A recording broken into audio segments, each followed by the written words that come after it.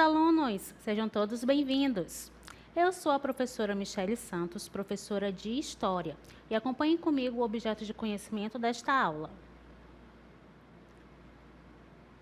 Aula 13, objeto de conhecimento, relações de apropriação e transformação da natureza pelas diferentes sociedades humanas ao longo do tempo. Compreensão da cultura como conjunto de tudo aquilo que o homem constrói, modificando e causando impactos econômicos e socioambientais em âmbito local, regional, nacional e global. Proposição de práticas sustentáveis com consciência e ética socioambiental. O detalhamento, conferências ambientais, Eco 92, Rio +10 e Rio +20. Vamos à nossa aula?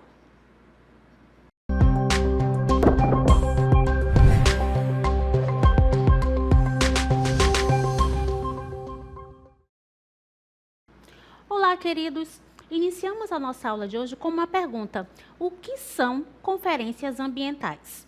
Como o próprio nome fala, né, conferências ambientais faz referência ao ambiente, ao meio ambiente. Então, são grandes eventos na esfera das Nações Unidas, com encontros e reuniões de representantes dos diversos países de todo o mundo, que têm como principal objetivo debater a respeito dos impactos negativos das atividades humanas, ou seja, uma ação antrópica no meio ambiente e buscar soluções para minimizá-los. Ou seja, essas conferências, elas reúnem vários países com o objetivo de trabalharem juntos em prol da defesa do meio ambiente. E vem muito à mente a palavra sustentabilidade, certo? Então, dentre essas conferências ambientais, nós vamos observar a Eco 92, que é uma conferência das Nações Unidas sobre o meio ambiente e o desenvolvimento, que tem a sigla CNUMAD. A data dessa conferência é justamente entre 3 e 14 de junho de 1992 e aconteceu no Rio de Janeiro. Reuniu 175 países e houve a presença de 108 chefes de Estado, além de representantes da sociedade civil e ONGs. Então, essa Eco 92, ela traz consigo também um contexto histórico. Acompanhem comigo, né? Temos aqui várias imagens que fazem referências à degradação ambiental. Na primeira imagem, como vocês podem ver, nós temos ali a presença das chaminés, né, de empresas, de fábricas, tanto na primeira quanto na imagem de baixo, né, na primeira coluna. Nós temos essas duas imagens que faz referência à emissão de gases poluentes à atmosfera. Na coluna do lado, nós temos na parte de cima justamente uma floresta devastada, ou seja, o desmatamento, que também ocasiona problemas ambientais, e aqui embaixo nós temos justamente os lixões. Essas imagens, elas fazem referência a práticas de degradação ambiental. Então, a Eco 92, ela vai ocorrer em um momento de crescente preocupação com os impactos ambientais do crescimento econômico descontrolado. À medida que há esse crescimento econômico, há também essa preocupação com o meio ambiente, uma vez que esse crescimento econômico está associado ao crescimento das indústrias, das fábricas. E essas fábricas fazem a queima de combustíveis, emitindo gases tóxicos à atmosfera, dentre eles o dióxido de carbono. Nos anos 70 e 80, problemas como desmatamento, mudanças climáticas e poluição ganharam relevância internacional. E essa conferência teve como referência a Conferência de Estocolmo, que aconteceu lá atrás, em 1972, que foi o primeiro grande evento global sobre o meio ambiente. Então, esse é o contexto em que vai se acontecer a Eco 92. Certo? Então, vimos aqui essas imagens que fazem referência a esses momentos de degradação ambiental. E qual é o contexto histórico, né? Então, acompanhem comigo. Com o fim da Guerra Fria e a globalização acelerada, havia uma oportunidade de discutir soluções globais para desafios ambientais e sociais. O principal objetivo da Eco 92 era conciliar o desenvolvimento econômico com a proteção ambiental, promovendo o conceito de desenvolvimento sustentável. Olha só o que eu falei lá no início da aula, né?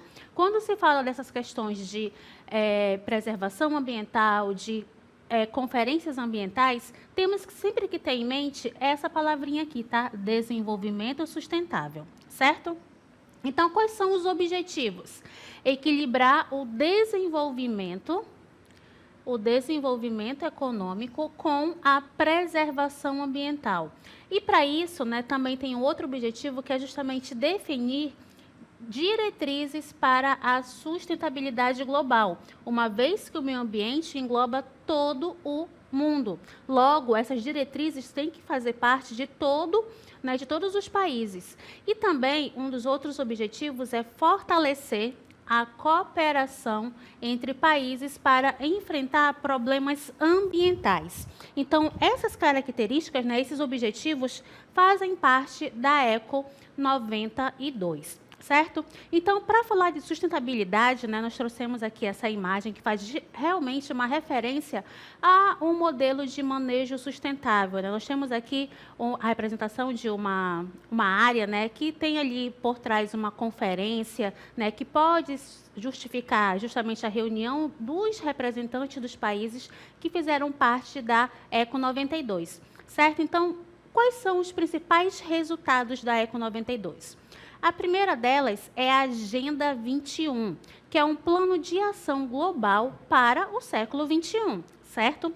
Então, essa Agenda 21, ela mostra diretrizes para governos, empresas e ONGs sobre desenvolvimento sustentável. Ou seja, né, o que esses países, né, o que esses governos precisam fazer para que haja um desenvolvimento sustentável.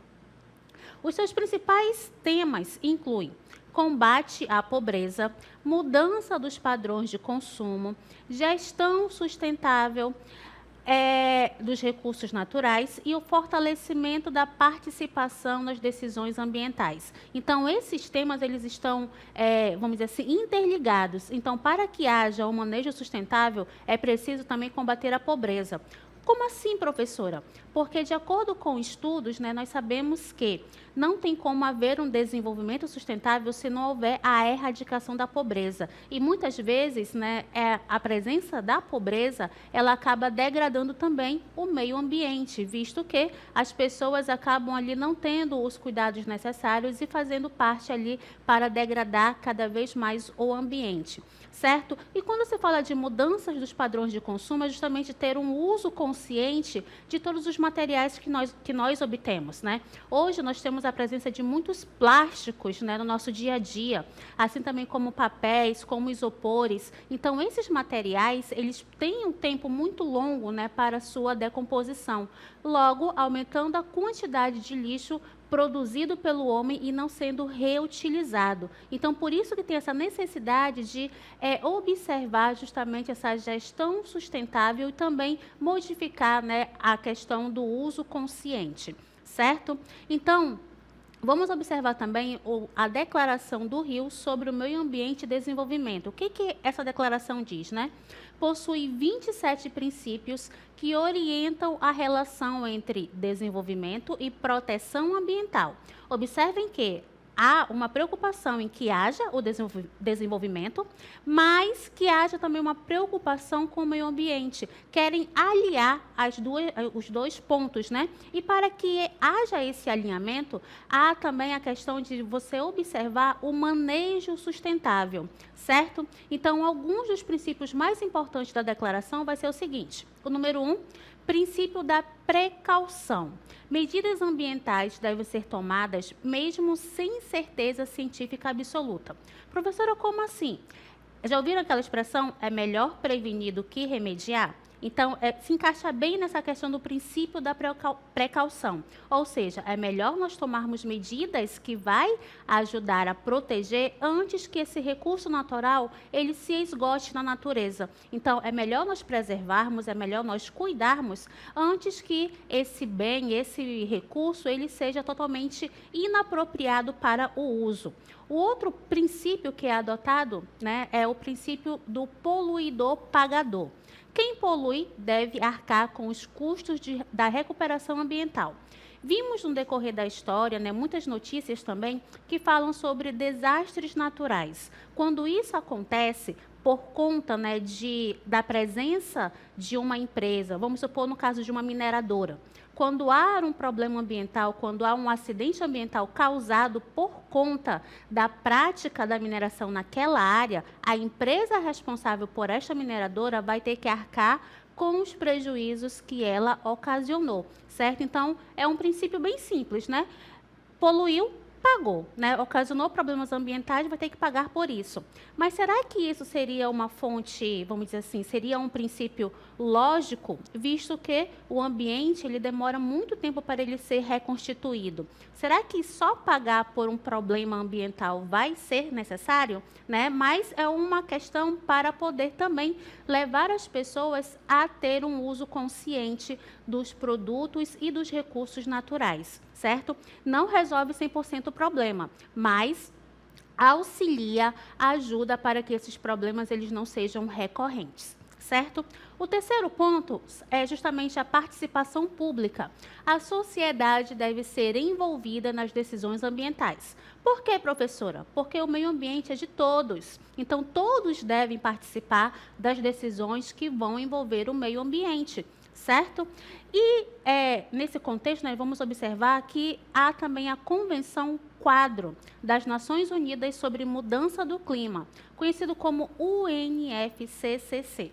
Estabeleceu as bases para futuros acordos climáticos internacionais, que incluem, número 1, né, o primeiro ponto, Protocolo de Quioto, lá de 1997, que estabeleceu metas de redução de gases do efeito estufa, e o Acordo de Paris, em 2015, que reforçou o compromisso global contra as mudanças climáticas. Professora, parece tudo a mesma coisa.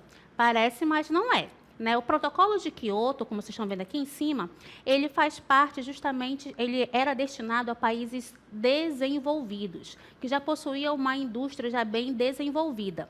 Já o Acordo de Paris, como vocês veem aqui embaixo, estende essa obrigatoriedade para países em desenvolvimento, ou seja, tem acaba englobando, né, vários países. Então, nós vamos observar, né, que no protocolo de Quioto tinha uma questão de compensação da emissão de gases, né? Os países que emitiam mais gases, eles compravam uma cota dos países que menos poluíam. Isso era um acordo que existia no protocolo de Quioto. O Acordo de Paris, né, ele vai estender essa questão de proteção ao meio ambiente e principalmente em questão de emissão de gases poluentes, né, à atmosfera, a países tanto desenvolvidos, reforçando o protocolo de Quioto, como também a países em desenvolvimento, certo?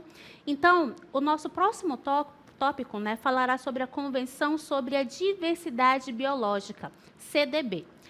Criou diretrizes para a conservação da biodiversidade, incluindo animais, incluindo vegetais, incluindo micro-organismos necessários para a manutenção da vida no planeta Terra, certo? O uso sustentável dos recursos naturais é importante nós frisarmos isso. E quando você fala desse uso sustentável, vem a questão também de nós pensarmos em manejo sustentável. E nesse momento vamos observar também que as populações indígenas, os povos tradicionais, terão uma importância muito grande para que haja a utilização desses recursos de forma, vamos dizer assim, consciente.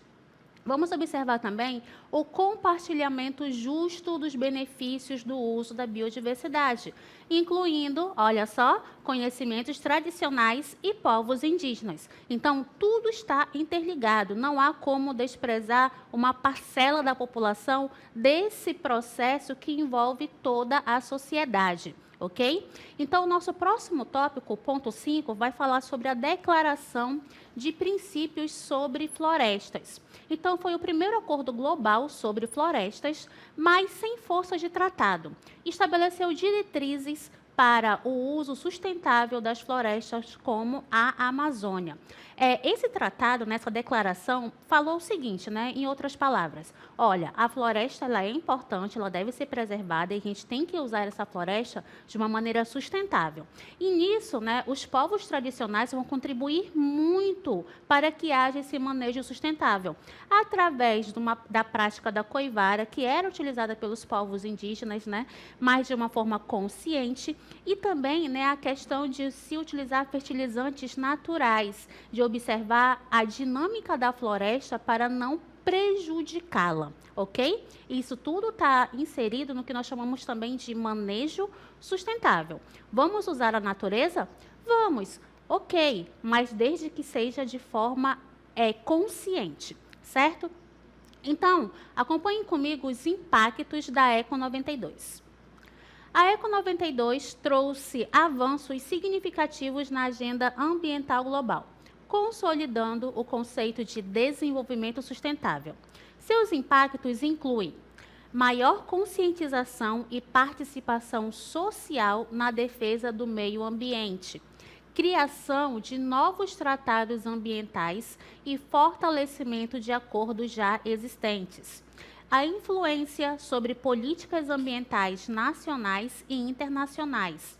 Estímulo à responsabilidade socioambiental nas empresas, chamadas de ESG. E também impulso para conferências futuras, como a Rio+10, em 2002, e a Rio+20, em 2012. Então, nesse contexto, vamos observar, né, o que foi essa cúpula, né, essa conferência, a Rio+10, foi uma cúpula sobre desenvolvimento sustentável. Aconteceu em Joanesburgo, na África do Sul. E a data dessa cúpula, né, foi entre 26 de agosto a 4 de setembro de 2002 e foi organizada pela ONU. Então, essa cúpula, né, essa conferência, ela tinha os seguintes objetivos: avaliar os avanços e desafios na implementação dos acordos firmados na Eco 92, especialmente a Agenda 21. Então, essa cúpula ela se organizou para saber se realmente o que foi estabelecido lá na Eco 92, lá em Estocolmo, né, estava certo, né? Estava correto. Desculpa, não foi Estocolmo, foi no Rio de Janeiro. Perdão, tá?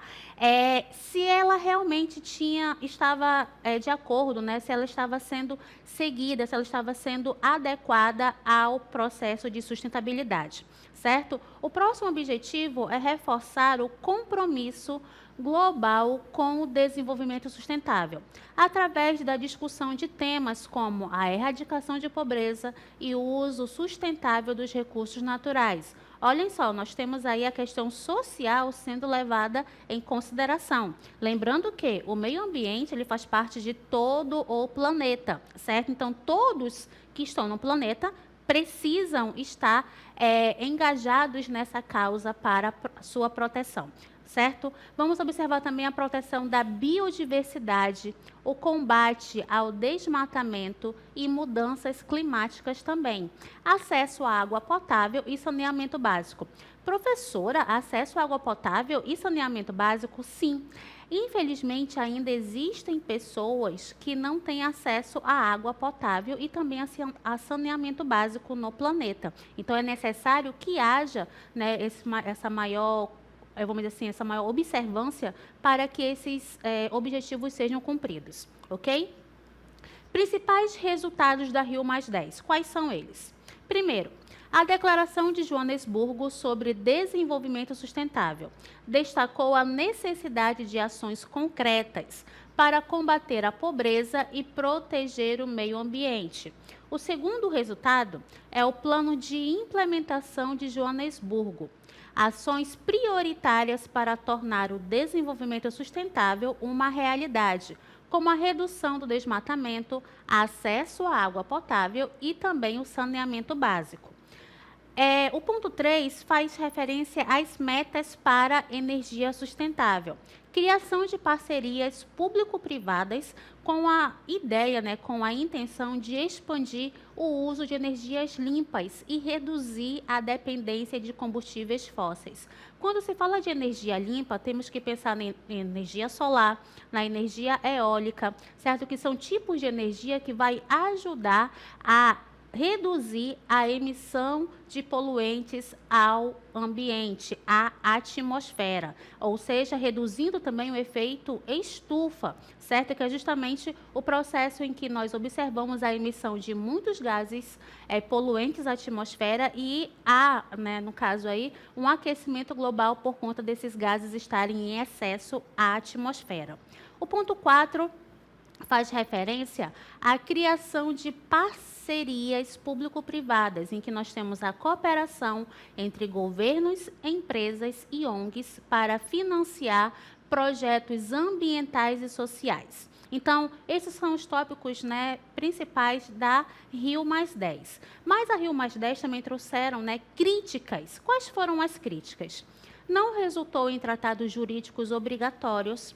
As ONGs apontaram que houve forte influência de grandes corporações, favorecendo interesses econômicos sobre ambientais. Ou seja, de acordo com as ONGs, estava em voga principalmente a lucratividade, o interesse econômico, e o interesse ambiental ficou sendo levado para escanteio, certo? E não era o objetivo dessa conferência, ok? Muitas metas da Eco 92 não foram cumpridas até 2002 e a Rio+10 teve dificuldade em acelerar a implementação das políticas acordadas. Então, observem que a Rio+10 foi uma espécie de fiscalização, entre aspas, da Eco 92. E ela não teve um poder forte de decisão, ela não conseguiu implementar políticas fortes que fossem solucionadas. Por conta disso, houve uma nova conferência chamada de Rio+20.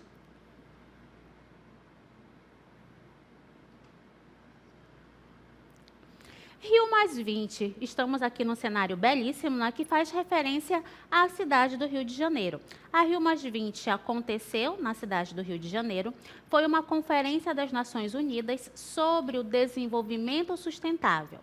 Aconteceu entre os dias 13 e 22 de junho de 2012 e seu principal objetivo era avaliar os avanços e desafios na implementação das políticas ambientais e de desenvolvimento sustentável. Olha só essa palavrinha-chave, Desenvolvimento sustentável. Ou seja, todas essas conferências têm a intenção de desenvolver economicamente, socialmente, mas também que haja uma integração e um respeito com a natureza, certo? Com o meio ambiente. Então, qual é o contexto da Rio+20? Bem, nós temos a crise econômica global entre 2008 e 2012. Essa crise global, ela começou lá nos Estados Unidos e atingiu o mundo inteiro. Então, houve uma instabilidade econômica muito grande durante esse período. Aconteceu também o crescimento da preocupação com as mudanças climáticas, mas sem avanços significativos nos acordos internacionais, certo? Houve também o aumento da desigualdade social e da degradação ambiental. Nessa conferência, houve a presença de 193 países, representantes da sociedade civil e ONGs. E o total de participantes foi de 45 mil pessoas. Ou seja, foi um evento muito grande, E contou ali com a presença de pessoas, de personagens influentes na esfera global. Olha só, 193 países foram representados nesta conferência, certo? Quais foram os principais temas adotados na Rio+20? Primeiro, economia verde no contexto do desenvolvimento sustentável e da erradicação da pobreza. Propôs a transição para uma economia sustentável que reduz impactos ambientais e promove inclusão social. Incentivou investimentos em energias renováveis, agricultura sustentável e consumo responsável. Olha só, tudo envolvendo o desenvolvimento sustentável. Estrutura institucional para o desenvolvimento sustentável. O que podemos fazer em âmbito institucional? Propôs o fortalecimento do Programa das Nações Unidas para o Meio Ambiente, a PNUMA. Debateu a criação de novos mecanismos para a governança ambiental global. Esses são os pontos principais, né? E também vamos observar que, dentre esses temas, né, dentre dos principais temas da Rio+20, vamos observar o documento final, que é justamente o futuro que queremos, a criação dos Objetivos de Desenvolvimento Sustentável, conhecido como ODS, fortalecimento do PNUMA, acordos sobre oceanos e recursos naturais e novas parcerias e compromissos voluntários. Então, esses são os principais temas da Rio+20. Só que a Rio+20 também vai trazer críticas, né? E quais são elas? Primeiro, falta de compromissos obrigatórios, ou seja, foi feita, né, essa conferência, houve a reunião de várias pessoas, houve vários participantes mundiais, só que não houve vamos dizer assim, um documento rigoroso para que houvesse, de fato, a cobrança do que foi estabelecido na Rio+20. Certo? Então, ela é diferente da Eco 92. A conferência não resultou em tratados legalmente vinculantes. O documento final, né, genérico, é justamente o futuro que queremos. Foi considerado pouco ambicioso e sem metas concretas. Mas por que, professora? Porque, de acordo com, né, esse documento, o futuro que queremos, ele não colocou diretrizes, não colocou metas que devem ser cobradas aos países que participam, né, dessas conferências. Não houve uma cobrança eficaz, efetiva, para que houvesse justamente a redução de gases poluentes, para que houvesse uma preocupação, né, em relação ao desmatamento, em questão à poluição dos oceanos, dos rios, dos mares. Então, foi mais ou menos um documento simbólico para o que realmente quer, mas não de fato para o que realmente deve ser feito, né?